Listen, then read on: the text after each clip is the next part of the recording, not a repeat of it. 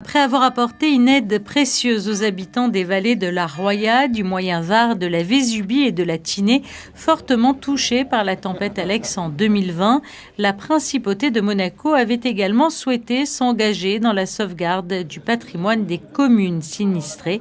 C'est pourquoi en 2021, le gouvernement princier avait signé une convention mobilisant un budget de 3 millions d'euros au bénéfice d'opérations de restauration et de sauvegarde. Témoins d'une époque révolue, de nombreuses maisons et bâtiments publics avaient été touchés par la tempête.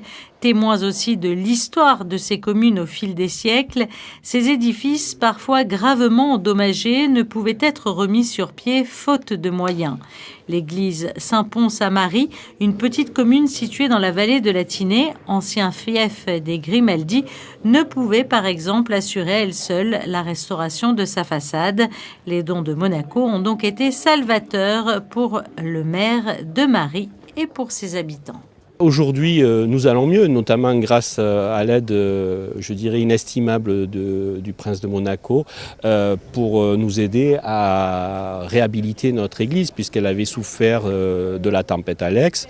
Et également, on est en train de réhabiliter un sentier séculaire, donc la Strada Reale, une voie qui relie Nice à Lubaï, qui est historique, c'est l'ancien chemin, donc sur lequel la principauté nous aide pour faire 200 mètres, donc c'est inestimable pour moi. Marie a cette particularité d'avoir fait partie des fiefs des Grimaldi de Beuil, qui sont une branche collatérale de la branche princière de Monaco pendant 3 siècles, entre le XIVe et le XVIIe siècle, donc jusqu'au moment où les Grimaldi de Beuil sont privés de leur fief par le duc de Savoie parce qu'ils avaient pris une importance trop forte, liée justement aussi à leur lien avec Monaco qui était en pleine émergence d'affirmation de sa souveraineté.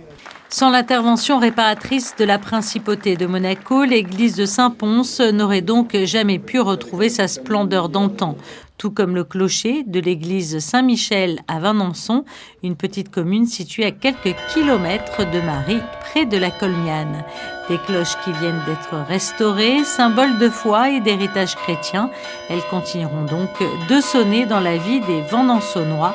Une inauguration à laquelle a assisté le prince souverain en début d'après-midi en présence du maire de la commune, du préfet des Alpes-Maritimes et de nombreuses autres personnalités de la région. L'aide avait été décidée, bien sûr, pratiquement immédiatement, après que j'ai pu visiter et survoler les lieux sinistrés. Bien sûr, j'avais engagé la principauté dans cette action, dans cette aide. Mais après, il fallait détailler un petit peu quelle forme elle pouvait prendre. Et puis, c'est pour ça qu'on est venu sur des lieux qui ont été choisis, bien sûr, par les spécialistes de la Fondation du patrimoine pour que ça ait un sens et pour que en favorisant les lieux un petit peu privilégiés et les lieux de culte, mais pas uniquement. Vous avez vu qu'il y a des restaurations de ponts, de différentes infrastructures. Et donc, pour moi, je suis très heureux de voir la concrétisation, qui n'est pas terminée, mais la concrétisation de tout ce qui avait été envisagé, d'une grande partie de ce qui avait été envisagé pour l'instant, parce que c'est un effort, bien sûr, sur plusieurs années.